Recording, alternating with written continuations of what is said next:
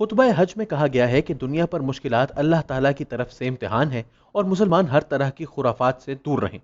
مسجد نمرہ سے شیخ عبداللہ بن سلیمان نے حج کا خطبہ دیتے ہوئے کہا کہ گواہی دیتا ہوں اللہ کے سوا کوئی معبود نہیں اور اللہ کا شکر ادا کرتے ہیں جس نے بے شمار نعمتیں عطا کی۔ خطبہ حج میں کہا گیا ہے کہ دنیا پر مشکلات اللہ کی طرف سے امتحان ہے اور عبادات سے ہی مصیبت سے چھٹکارا ملتا ہے۔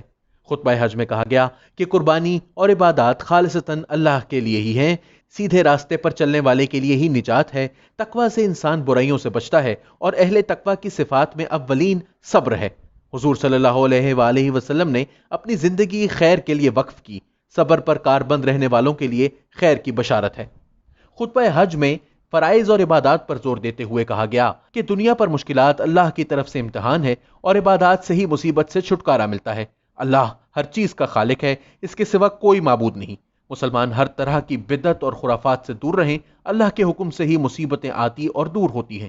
مشکلات دائمی نہیں، اللہ کا فرمان ہے ہر مشکل کے بعد آسانی ہے۔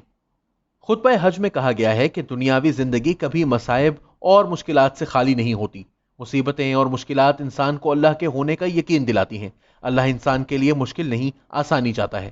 خطبہ حج میں مزید کہا گیا کہ اسلام نے معاشرے میں باہمی احترام اور اچھے اخلاق کا درس دیا ہے۔ اسلام رشتہ دار، عزیز و اقارب کا خیال رکھنے کا بھی درس دیتا ہے۔ اللہ کے احکامات پر عمل کی پیروی ہونا ہی تقویٰ ہے۔ قرآن مجید میں ہے کہ حضور اکرم صلی اللہ علیہ وآلہ وسلم ہی آخری نبی ہیں۔ نبی کریم صلی اللہ علیہ وآلہ وسلم کی تعلیمات پر عمل کرنا ہی ایمان ہے۔ قرآن میں ہے معمولی مصیبت کا مقصد بڑے عذاب سے آگاہی ہے۔ اسلام صدقہ و خیرات کے ذریعے مشکلات حل کرنے کا درس دیتا ہے۔ قرآن مجید میں عدل و انصاف کا درس دیا گیا ہے۔ اسلام کسی بھی قسم کے فتنے کو پھیلانے سے روکتا ہے۔ اسلامی تعلیمات ہر اس چیز سے اجتناب کا درس دیتی ہیں جو انسانی صحت کے لیے مضر ہو۔ اللہ نے انبیاء کو تزکیہ نفس کے لیے بھیجا۔ اللہ نے مرد و عورت کو باہمی احترام اور خیال رکھنے کا درس دیا ہے۔ اللہ غرباء اور مساکین کے حقوق کا تحفظ رکھنے کا بھی درس دیتا ہے۔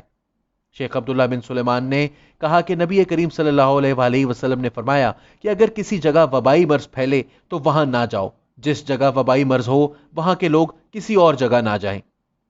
آج بھی ورلڈ ہیلتھ آرگنائزیشن کی ہدایات پر عمل کیا جائے تو وہ یہی درس دیتی ہیں کہ جو شخص جہاں موجود ہے وہ وہاں سے زیادہ موو نہ کرے۔ خطبہ حجۃ الوداع میں بھی اسی طرف اشارہ کیا گیا ہے۔